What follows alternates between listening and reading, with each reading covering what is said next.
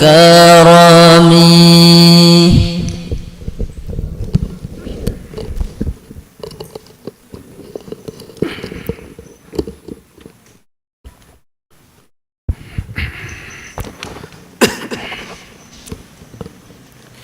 إلى حضرة النبي المصطفى محمد صلى الله عليه وسلم. الفاتحة.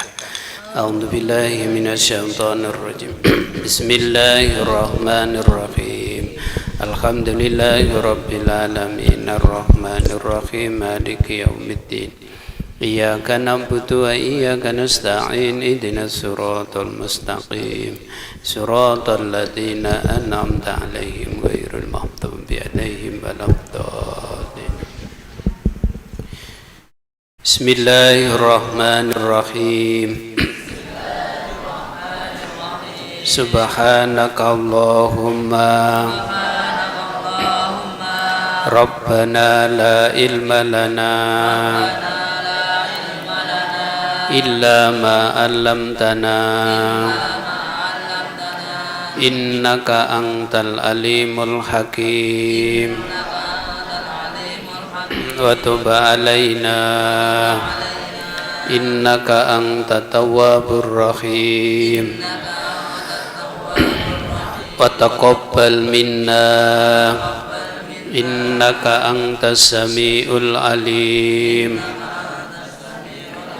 وعلمنا من لدنك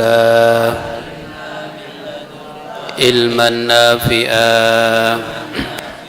يا ذا الجلال والإكرام. اللهم افتح لنا حكمتك وانصر علينا رحمتك يا ذا الجلال والإكرام. Qala al-mu'allifu rahimakumullah wa nafa'ana bihi wa bi ulumihi fid dharaini amin ya rabbal alamin.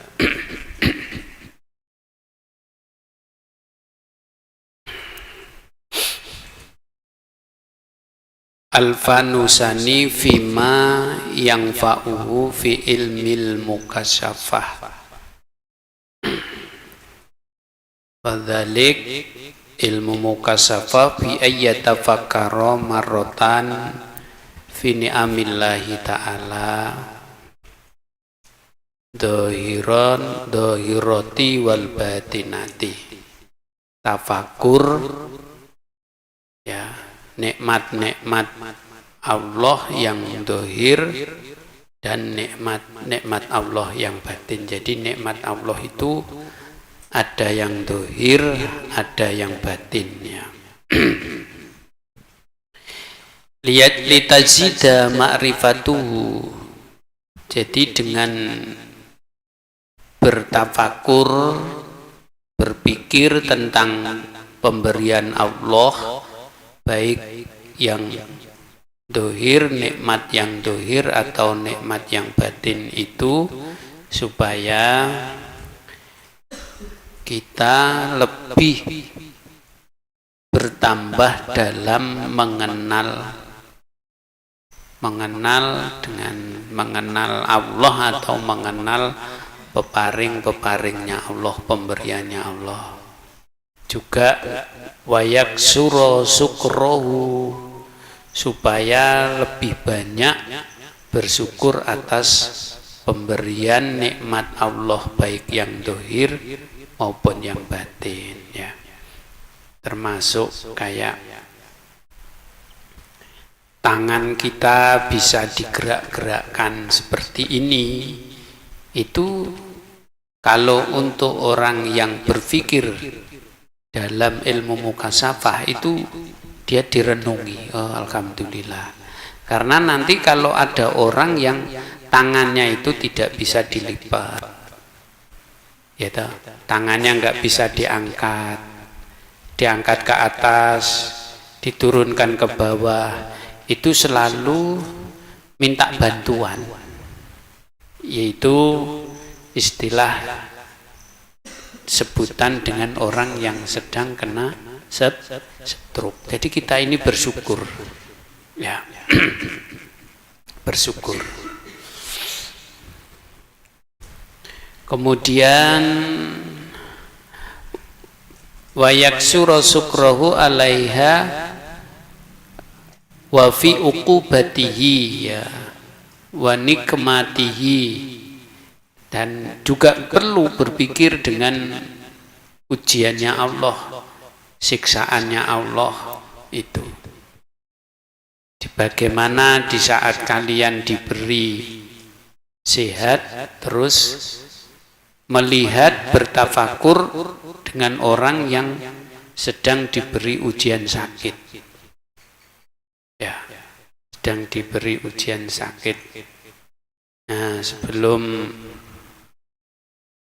kita lanjut kajian kita, karena ini ada wali santri yang saat ini sedang sakit, ya, orangnya rajin gotong royong, bapaknya Mas Aziz, mudah-mudahan beserta ibunya juga sedang sakit, ya, mudah-mudahan segera diberi kesembuhan oleh Allah.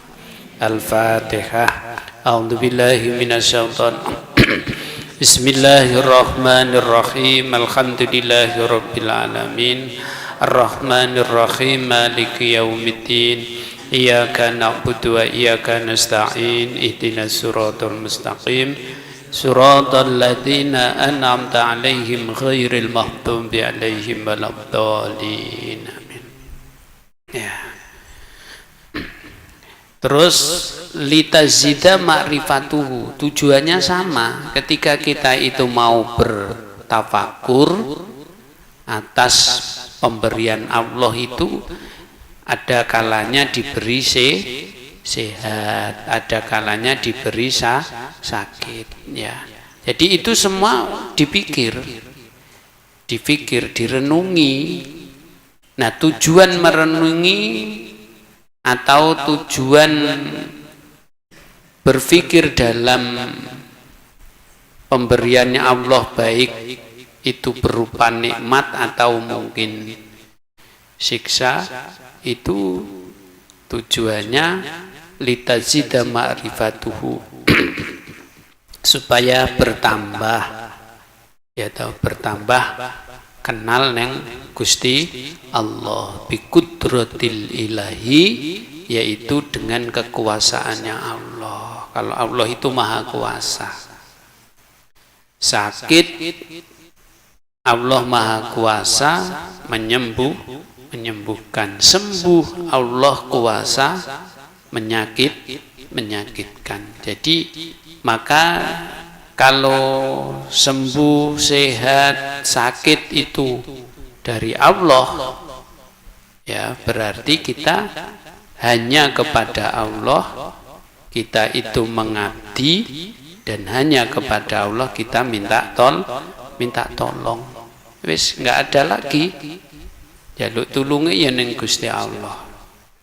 Wal istighnaihi, lan semugi ya Allah, ya, artinya bertafakur dalam Allah itu maha kaya kok, ya, Allah itu maha kaya, Allah itu maha mencukupi. Nah, mau maha kaya, namanya maha kaya. Kalau manusia itu hanya kaya, tapi kalau Allah itu maha kaya. Ya, Allah maha kaya. Allah gampang aja hari ini mengayakan orang yang miskin. Sebaliknya, Allah itu maha kaya.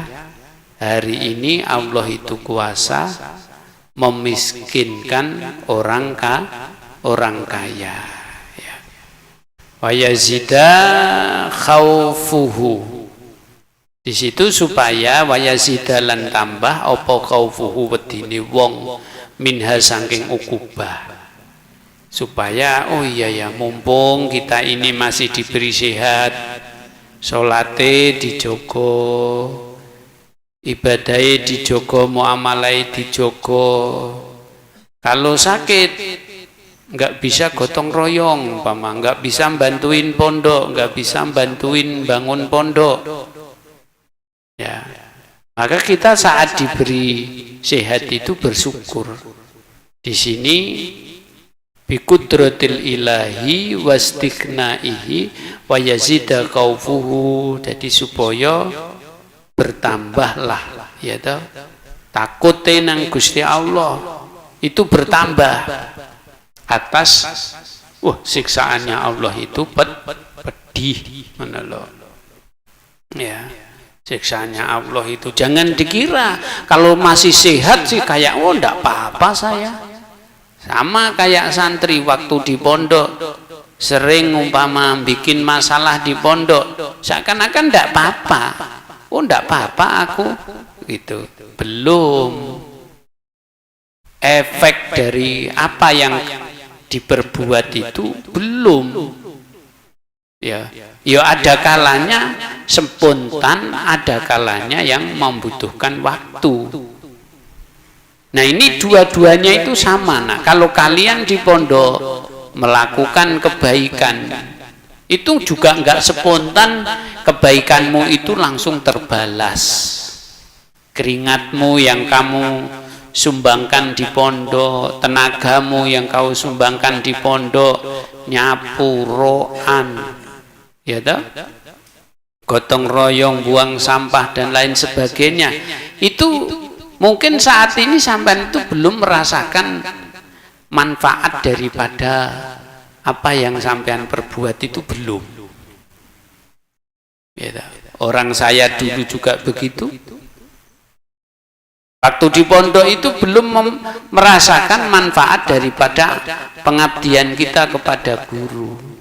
Belum. Nah setelah sekarang pulang dari pondok itu mulai kelihatan, mulai bisa merasakan, oh ini ya itu kalau malam atau pokoknya di waktu duduk santai sama umimu itu pasti begitu ya bertafakur, maksudnya bertafakur, Masya Allah seandainya gitu tafakur, dulu saya di pondok itu rajin ini, rajin itu, rajin membantu yai, rajin nyapu, ya tak? Tidak seharus diperintah itu. Maka sekarang saya rasakan manfaat daripada apa yang pernah kita jalankan sewaktu kita masih berada di pondok. Ada lagi kenangan yang indah dan barokah. Itu sewaktu saya mondok tahun 91 lah di Pondok Nursalam, Pondok Wali Songo kalau sekarang itu ya di Tuban sana. Itu suatu kenangannya apa ya? Ya kenangan indah membawa berkah. Dulu itu santri-santri itu baik laki-laki atau perempuan, wabil khusus itu di pesantren saya dulu di pesantren Wali Songo itu. Kalau masak santri itu, makannya santri itu urunan. Jadi orang mondok itu dulu dari rumah itu dibekali beras. Ya, orang dulu mondok itu dibekali beras. Jadi mondok itu bawa beras. Berangkat ke pesantren itu dibawain beras masing-masing satu kantong itu. Ada kantongan itu ya. Kalau sekarang karung. Satu karung itu mondok dibawain isinya 10 kilo, 20 kilo gitu. Berangkat pondok ya toh. Jalan kaki itu dari tempat saya menuju kalau mau naik mobil atau naik bis itu mungkin perjalanan sini sampai ke Manggar itu kurang jauh, berarti ke daerah Batakan Stadion itu Itu jalan kaki, itu harus jalan sambil nerengguluk manggul beras, satunya tangannya nenteng kerdus plastik, isinya ya buku, ya ada pakaian gitu. Ya, kadang yang punya tas ya bayar tasnya itu pinjem. Jadi orang pondok itu dari ibaratnya hidup yang selalu dalam kekurangan, dalam kesederhanaan, tempat tidurnya, ya toh? Itu tapi akan melahirkan generasi-generasi yang militan dalam Islam. Itu di pondok. Nah, terus di situ masaknya, ini Yai mau menceritakan tentang kenangan indah tapi barokah. Masaknya bareng-bareng sama teman, rombongan satu kamar umpama 5 orang gitu. Kalau mau masak itu pakai panci, kemudian ngambil kayu bakar. Nah, urunan satu gelas. Kalau orang 5 berarti masaknya itu 5 gelas. Berasnya itu, bekalnya itu diambil segelas. Masak jadi 1, ya toh. Nah, itu terus kalau sudah masak wis mateng terus ditumpah gitu aja di nampan. Tumpah di nampan itu, kalau yang enggak tahan panas ya biasanya mondok kalau baru dia pasti enggak tahan panas itu. Kalau orang mondok dulu yang baru mondok itu pasti pulang dari pondok itu orang tuanya nangis. Artinya apa? Badannya kurus karena dia enggak berani terjun makan yang masih panas-panas itu, sudah enggak kuat kan dia. Jadi makanya lambat betul, sementara temannya itu umpama sudah senior di pondok, wis langsung panas itu wis, karena sudah sakti kan di pondok wis sakti panas itu, ya toh. Nah, di situ paslah waktu makan siang itu habis masak di samping gitu umpama, lewatlah putranya guru saya. Ya, dikala itu putranya guru saya itu 3. Nah, yang pertama itu Raden Mas Irmaya Mangkunegara, yang kedua Raden Mas Mada Mangkunegara, terus yang ketiga waktu itu Raden Mas Abraham Naja Mangkunegara. Nah, kebetulan bertiga putra kiai bertiga itu lewat pas saya makan sama teman-teman. Nah, yang Gus Maya, Gus Mada, Gus Naja itu sedang lewat mainan gitu, lari-lari. Itu tak tawarin, Gus, monggo dahar. Monggo dahar itu apa? Ayo makan gitu, monggo dahar gitu kan. Karena di sana itu Jawanya tulen, jadi bahasanya halus. Gus, monggo dahar Gus, karena ada Gusnya lewat. Waktu kita ngubeng kayak orang selamatan gitu makan, Gus, monggo dahar Gus. Nah, yang 2 itu ndak ngiraukan. Gus Maya, Gus Mada nggak ngiraukan. Yang terakhir, yang ketiga itu Gus Naja itu. Kalimatku tak ulang lagi, Gus monggo dahar Gus, karena santri kalau seandainya ada putranya kiainya itu mau ikut dahar itu senang sekali. Nah, kenangan yang saya katakan kenangan yang indah dan berkah itu Gus Naja itu, Raden Mas Naja Abraham Naja Mangkunegara itu, dia ndak jawab gitu, dia ndak mau itu cukup ndak mboten Kak. Biasanya putranya yaitu mboten Kak, mboten. Sing pas kena Gus Naja itu saya itu ditempiling gitu. sama Gus Najah itu. Ndak mau itu loh, tak ajak itu. Kalau monggo Gus, dahar Gus. Jadi dia ndak mau itu bukan ndak mau gitu aja, tangannya itu main. Plak, gitu. Saya ini ditempeleng sama Gus Najah itu. Nah, itu indahnya di mana dan berkahnya di mana? Ya toh? Indahnya yaitu indah sekali. Jadi ditempeleng putranya kiai bukan atas dasar menyakiti, itu barokah. Ya toh? Digepuk kiai, dipukul kiai, itu barokah. Tidak kandani. Di pondok itu terjadi kayak gitu itu. Dimarahi kiai itu loh barokah. Digepuk kiai itu barokah. Saya dipukul sama Raden Mas Abraham Naja Mangkunegara, itu dipukul saya plok gitu. Alhamdulillah bilang dipukul barokah. Lo dipukul itu lo ngomongnya barokah ini dipukul sama kiai. Pun berjalan seiring dengan waktu. Ya toh? Nah, pada tahun berapa itu ya?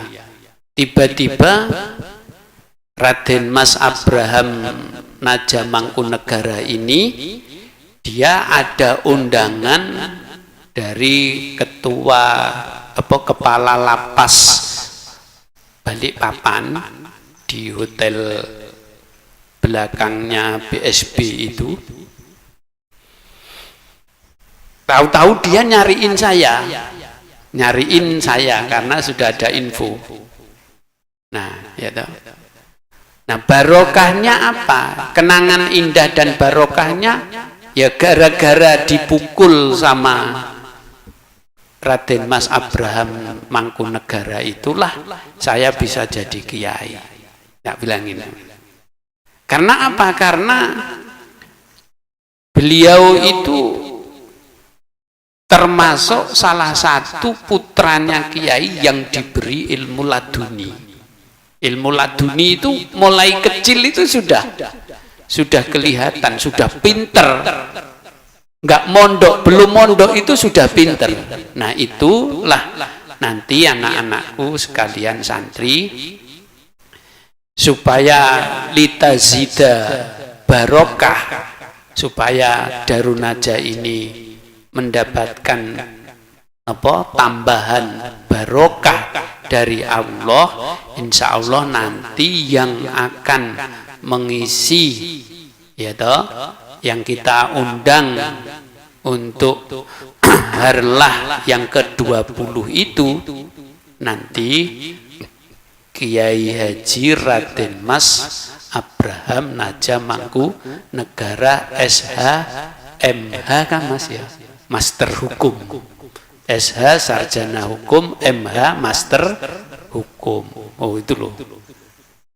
Jadi titelnya Kiai Haji Raden Mas, disingkat RM Abraham Naja Mangkunegara, itu karena keturunan dari keraton Mangkurat Mangkunegara SH MH. Insya Allah nanti beliau itu barokahnya. Pas waktu dia ke sini, karena tak tawarin makan itu ndak mau. Pas dia ke sini, tak ingatkanlah sejarah itu. Gus, kula niki seniin santrine jenengan sing jenengan tempeleng. Guyung-guyu niku Gus Najah niku. Wah, nggih ta Kak, nggih ta Kak, nggih ta Kak ngono. Nggih kula niki. Terus mari ngono kula jak dahar, dijak makan. Nah, jadi tak bales, tak jak makan. Terus cerita nggih anu Kak sakniki kula nyuwun dahar nggih kali jenengan ngono. Masyaallah. Itu yang kenangan. Jadi di pondok itu ya harus ada kenangan, harus ada apa sih kalian di pondok itu mengukir sejarah apa? Ngono, tak kandani. Di pondok itu ya harus kalian banyak melakukan sesuatu. Nah, termasuk kayak itu Mbak siapa yang pinter ngelukis sampai tangannya temannya disuruh gambarin gambarnya adik ragil dikoyok tato. Nah itu ya. Jadi anak perempuan ini ada yang pinter ngelukis loh. Yang laki-laki siapa yang pinter ngelukis? Gak ono kowe iki mau anu kok gak kreatif kok sampean iki. Ya toh? Apa keahlianmu itu? Harus ada. Dan itu merupakan suatu jati diri. Makanya fotonya Yai aja dilukis itu sama. Terus enggak tahu kemarin dikasih fotonya Yai sama fotonya Umi itu sudah selesai atau belum itu. Nanti ada lagi Nduk fotonya Yai yang gondrong. Rambutnya pewanjang, nanti gambar lukis lagi nanti. Ya, pewanjang gini sambil bawa tongkat, terus bajunya itu loreng-loreng kayak batik orang Jogja. Nanti ditaruh di asrama putri sana. Tukang nungguin apa? Gendruwo. Maksudnya tukang jaga gitu loh. Kalau yang mucil-mucil ngono ki kok langsung didodol ngono ae karo anu itu. Ini taruh sana aja nanti sudah takut wah ini ada penjaganya ini gitu. Ya walaupun orangnya ndak ada yang penting fotonya ada. Itu rambutnya gondrong segini nah. Ya kan? Gondrong itu ciri khas saya. Waktu di pondok setelah selesai sekolah itu, saya sudah tidak sekolah itu, rambutku itu gondrong terus. Mana irungnya blangir, jadi kan rambut kalau gondrong itu rambutku itu mirip kayak punyaan adik ragil, malah keriting gitu. Kalau gondrong, kalau panjang itu rambutku itu keriting, ya kan? Terus itu jarang itu. Waktu ketemu sama umimu itu juga rambutnya ya ini gondrong segini, pakai sarung, kayak orang yang nggak berkualitas, ya kan? Kalau orang kantor kan pakai celana jeans, yaitu potongannya cepak, aduh, kalau ya itu wis acak-acakan terus. Untung dulu itu ada yang mau ngambil menantu itu.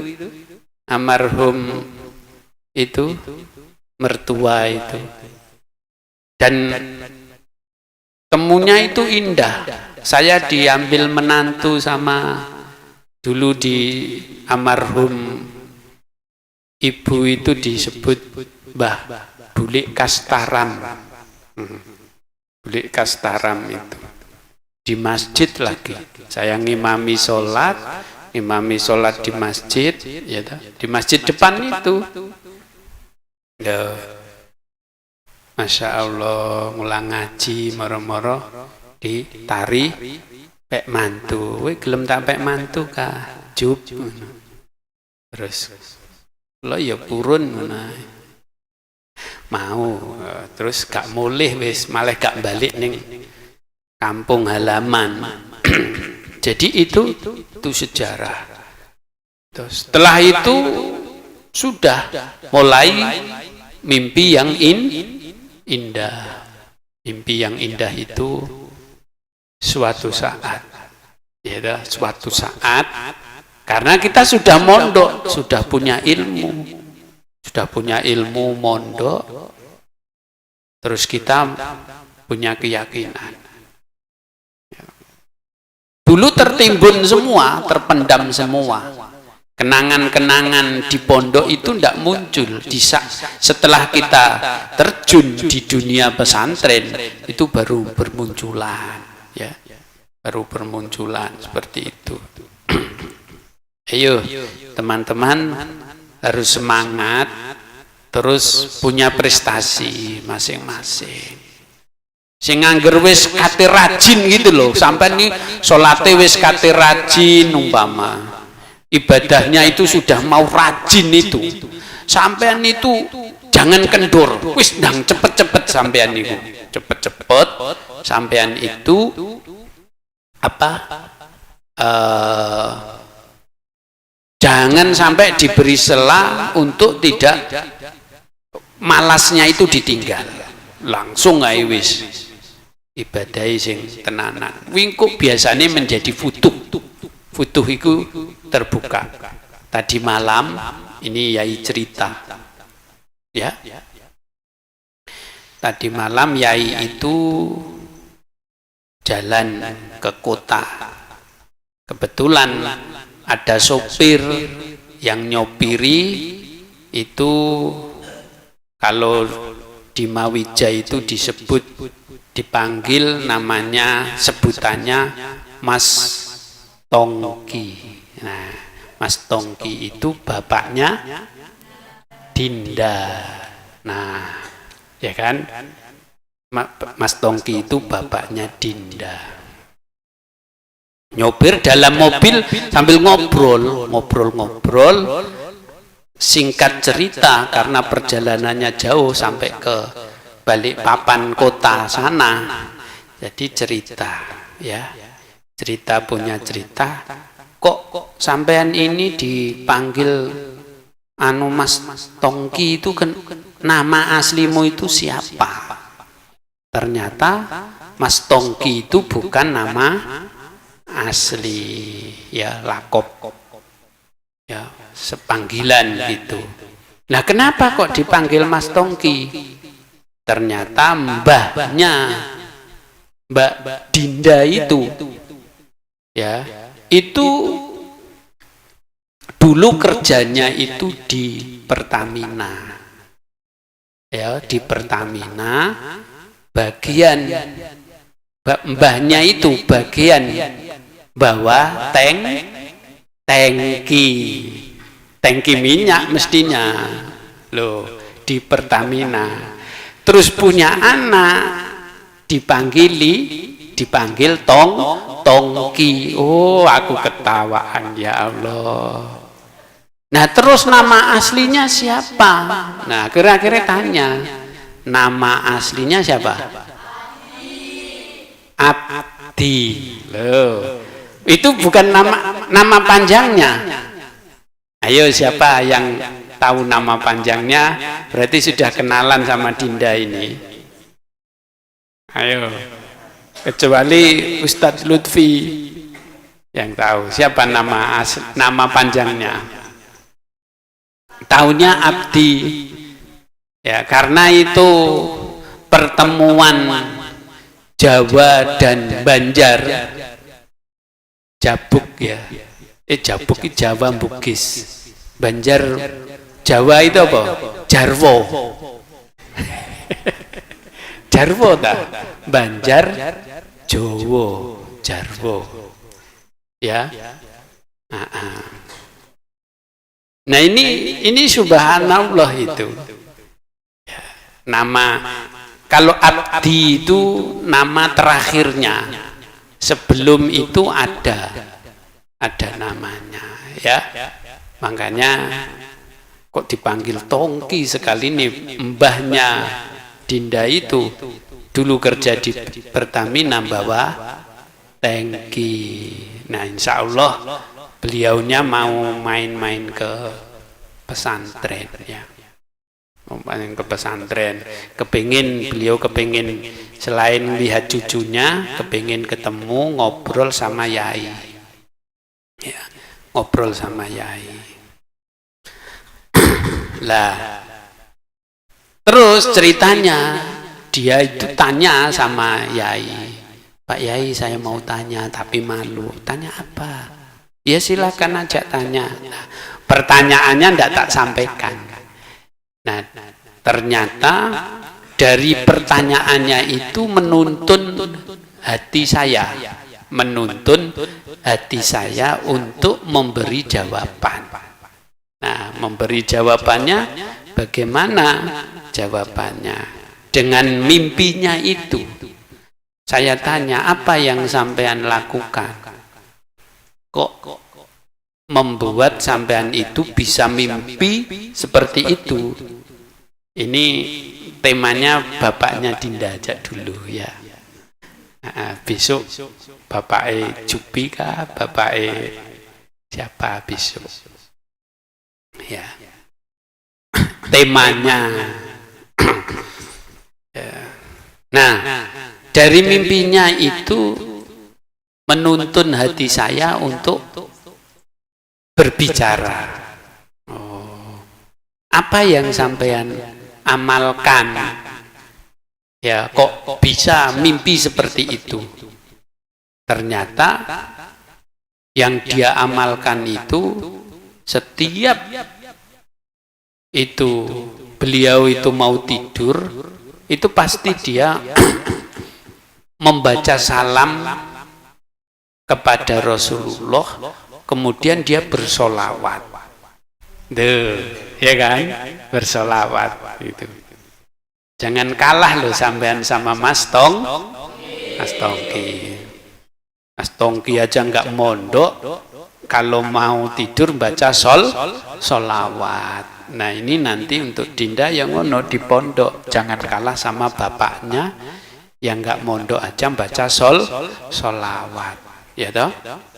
Dia baca solawat, setiap tidur baca solawat, setiap tidur mau tidur baca solawat, ya. Nah dari situ terus berkembang karena perjalanannya jauh. Ternyata anak-anakku sekalian, Allah itu maha segala-galanya, ya toh. Maha segala-galanya itu apa? Kadang-kadang orang yang dipanggil Tongki namanya Abdi loh. Sebelumnya itu ada nama, anakku ya, ada nama yang luar biasa. Nama yang luar biasa itu maksudnya apa? Ternyata bapak beliau, bapak berarti mbahnya Dinda itu karena dari orang sana loh. Orang tadi saya karena menyebut ada istilah Raden Mas Aflaha Mangkunegara, Raden Mas Armaya Mangkunegara, Raden Mas Mada Mangkunegara. Ini putranya kiai saya itu, semua itu Raden. Nah gitu. Ya, nah kebetulan, bukan kebetulan, si orang yang kita panggil dengan Mas Tongki itu, Mas Tongki itu, tong itu tong. Ya, tapi nek gede itu teng. Thank you. Nah, terima kasih. Ternyata mbahnya Dinda itu adalah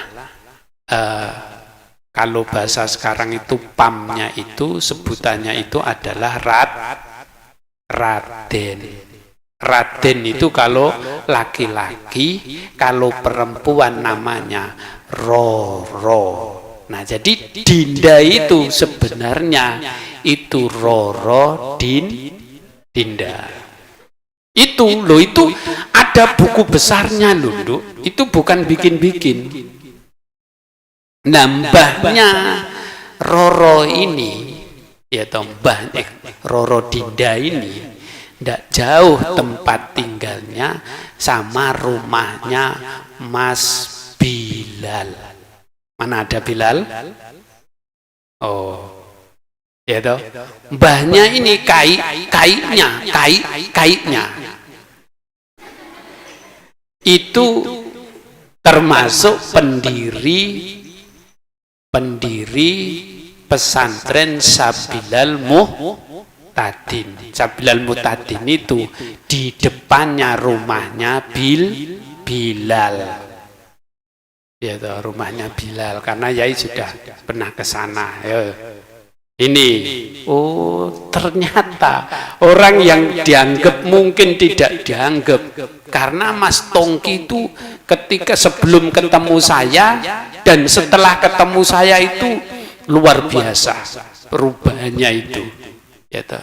Sekarang Pateng itu Pateng moco solawat, ternyata dia itu keturunan Raden, dan itu ada buku besarnya, nggak ngarang-ngarang, ada buku besarnya ya, Raden. Jadi berarti nanti Roro itu pasti kenal, Roro Dinda itu pasti kenal Raden Kiang San. Nah, Raden Prabu Sriwangi pasti dia kenal. Itu kenal itu. Nanti itu darahnya itu langsung ngalir. Ini Roro, ini namanya Roro Dinda. Ya. Makanya alhamdulillah sekarang Dinda ditaruh di pondok supaya memperbaiki akhlaknya. Jadi Roro itu mondoke minimal pokoknya di Darunaja itu minimal itu 6 tahun itu minimal. Ya. Nanti kalau dia itu mau ngambil stempelnya Roro itu ke Jawa lagi dia. Ayo, sing lanang sopo. Nah, termasuk Yusra. Yusra ini turunan Pakistan dia. Mana? Iya ini orang India kan. Ini ternyata betul saya ditemukan namanya Yusuf. Yusuf itu bapaknya ini sama Pak Yusuf itu. Yusuf itu dulu bapakmu itu Yusra ya, dia itu apa, suka main gitar ini kan, main gitar itu tak datangin itu di depan Polsek Timur itu ada temannya banyak. Nah, ya wis pokoknya wis orang jalanan lah ya. Saya belum bangun pondok, termasuk salah satu dari yang menumbuhkan saya untuk mendirikan pondok ini ya diantaranya bapaknya Yusra ini. Yusuf itu, Kang Yusuf itu. Gitu. Padahal Yusuf itu ya temane dulu wis wong anting-antingan ngono iki wae. Cubles kuping-kupinge ngono iki, bolo-bolone maksudnya. Lah, dari situ ternyata Yusuf itu juga mbah-mbahnya itu orang India. Makanya delok sampean Yusra itu siji hitam, cuma dilihat itu dari matanya. Sampean kalau melihat Yusra itu jangan lihat kulitnya, lihatlah matanya. Ya. Yusra, oh itu India itu. Ya. Dari sana itu, loh hebat itu. Jadi itu kalau belajarnya betul, nanti ya Pakistan. Wah, itu jadi orang hebat. Nah. Ya, semangat belajar semuanya anak-anakku. Terus wa mahmalan semangsane tayasaro gampang opo al fikru mikir-mikir fahuwa mongko utawi fikru iku asroful ibadati lebih mulianya ibadah tafakur itu ya, makanya kadang mungkin yang perempuannya sering lihat yai duduk di belakang sendiri ya toh. Kelihatannya mandang pohon karet, tapi isi hatinya yai itu tafakur. Di situ nanti ada kalanya menjadi doa, ya Allah, masih banyak kekurangannya asrama, belum ini, belum itu. Di dalam tafakur sambil mendengarkan suara burung perkutut, kuruk-tukuk. Nah, aku ya Allah begitu. Ya dah. Jadi tafakur itu asroful ibadah. Ya dah. Itfihi karena di dalam tafakur itu makna dzikri lillahi, makna dzikri. Di dalam tafakur itu maknanya dzikir. Ya toh? Tafakur, dikir itu artinya ingat. Lillahi maring Allah, bertemu di dalam dikir, bertemu dengan Allah. Terus gini, kalau saya dikir bangunan asrama putri belum jadi, semenmu habis, langsung yai gini, ya Allah, semennya habis. Nah, terus nggak usah ngasih tahu semennya habis.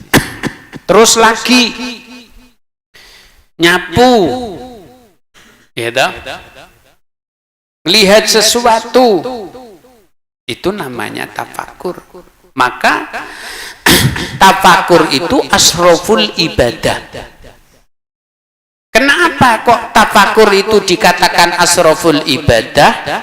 Itfihi makna dzikrilillah. Karena di dalam tafakur itu maknanya dzikir. Maknanya dzikir itu. Dzikir itu ingat. Dia langsung ingat Allah. Dia langsung bertemu dengan Allah di dalam dzikir.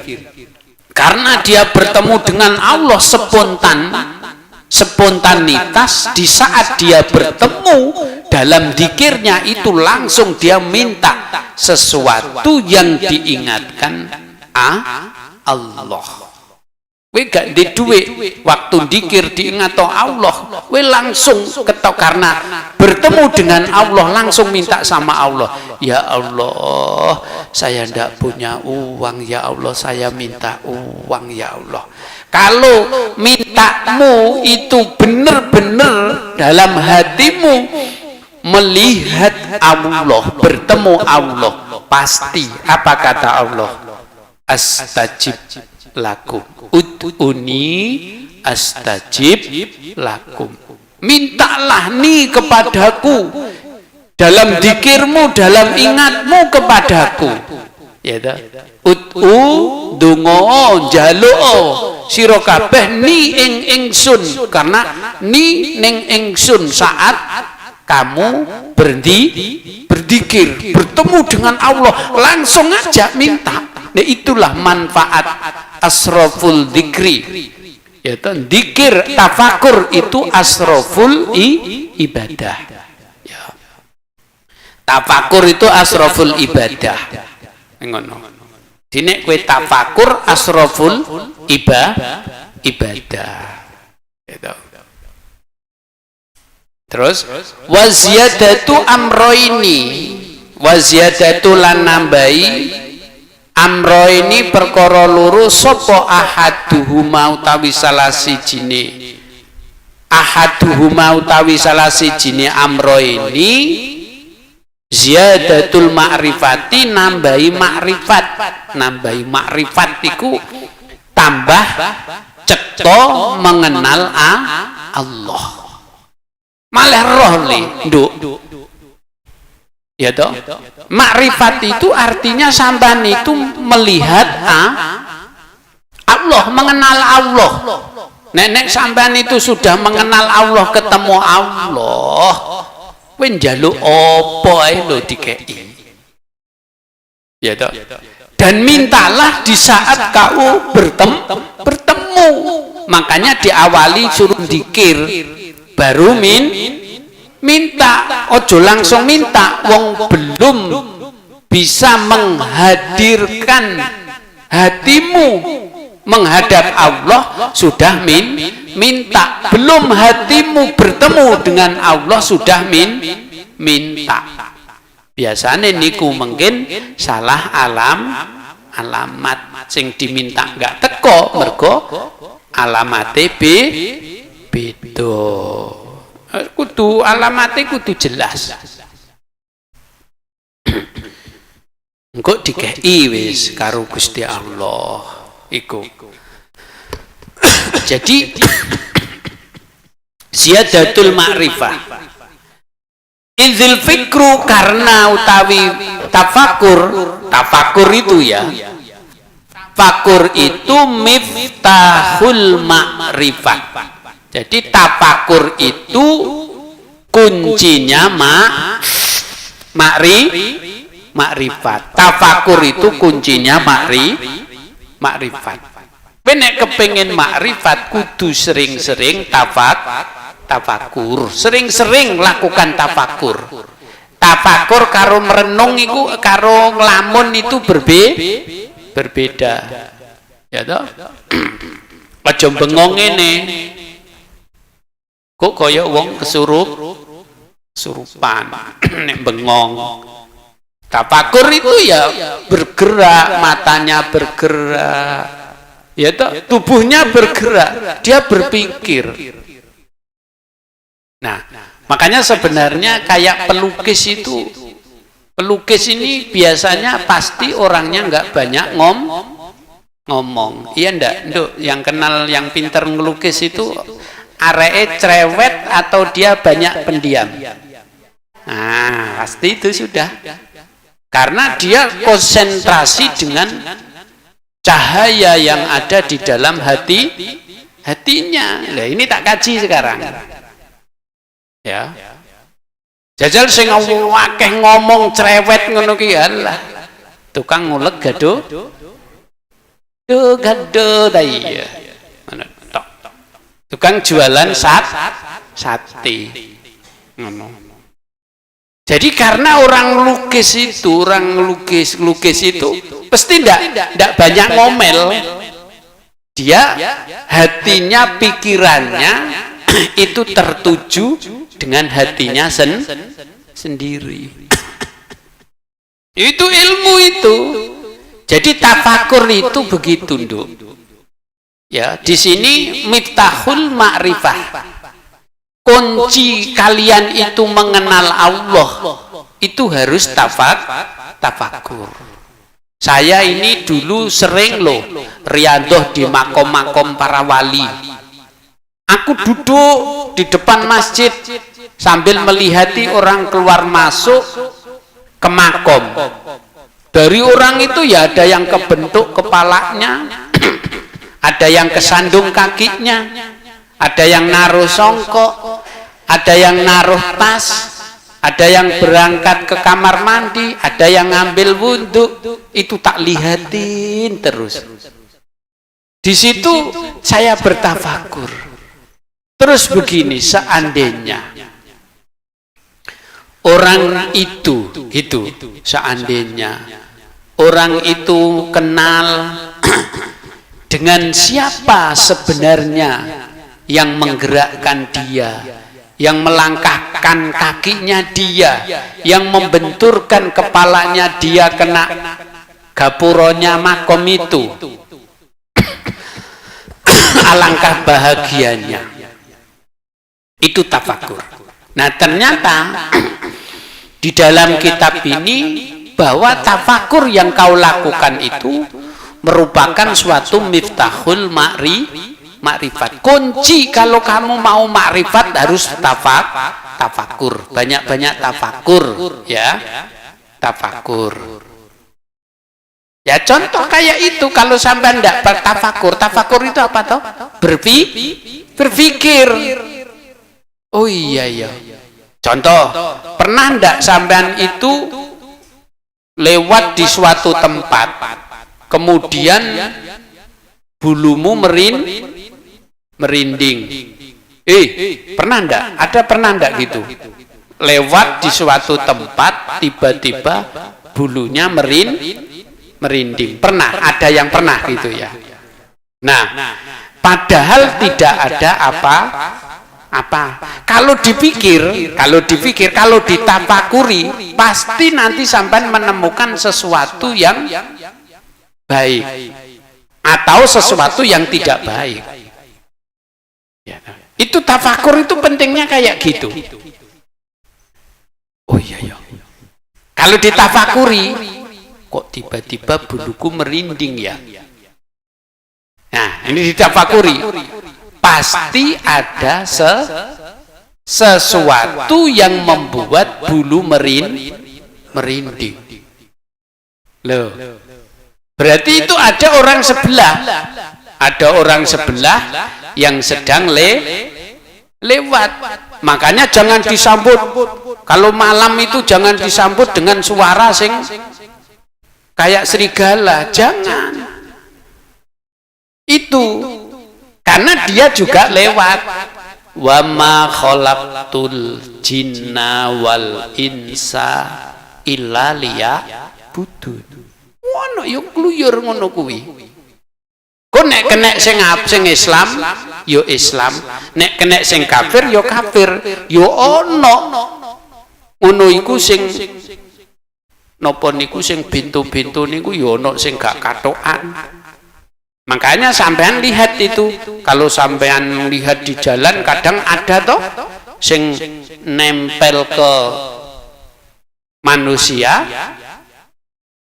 ono sing gak katokan, turut-turut dalan. Ono sing gak kotangan, turut-turut dalan. Masya Allah. Loh, itu makhluknya Allah. Jadi ya ono sing Islam, ono sing kafir. Ngono lho. Ya toh. Kuwi biasanya merinding. Orang yai aja ke Gunung Lampu, habis ngisi ngaji dari tempatnya Mbak Suci sana loh, daerahnya sana, Kuala dekat pantai sana. Itu sampailah di Gunung Lampu itu, buluku itu merinding semua di dalam mobil itu. Tahu-tahu di situ kayak melihat ada tengkorak gitu di Gunung Lampu itu. Nah, makanya sekarang setiap saya ngisi pengajian di daerah Sambuja ke sana pasti bawa teman. Soalnya kalau pulang takut kalau sampai di situ jam 1, setengah 1 gitu. Nanti ada kuntilanak di sana itu. Tapi sekarang sudah rame, ya sudah rame dulu itu. Jadi miftahul ma'rifati wal kasfi, dan itu menjadi supaya santri ini cepat mendapatkan mendapatkan futuh di muka safah itu, dibukakan pintu hatimu oleh Allah. Cepat pintere wong mondok iku nek gelem tafakur. Ya. Tafakur itu penting nak. Jajal kowe tafakur ya. Ngojo nglamun lo ya. Nanti kalau nglamun itu beda, yang masuk itu beda. Kamu nggak dapat, bukan menjadi miftahul ma'rifah kalau sampean ngelamun. Jadi tafakur itu. Wasani ziyadatul mahabbah. Yang kedua itu menambahi rasa cintamu. Ya. Wasani ziyadatul mahabbah, insyaallah besok kita lanjut. Wallahu a'lam bishawab. Rabbi fanfa'na bi barakatihim husna bi hurmatihim wa amisna fi tariqatihim wa mu'ati minal fitani. Bismillahirrahmanirrahim. Allahumma salli ala sayyidina wa ala ali sayyidina Muhammad. Allahumma inni astaudi'uka ma 'allamtani farduduhu ilayya inda hajati wa la tunsini ya rabbal alamin. Assalamualaikum warahmatullahi wabarakatuh.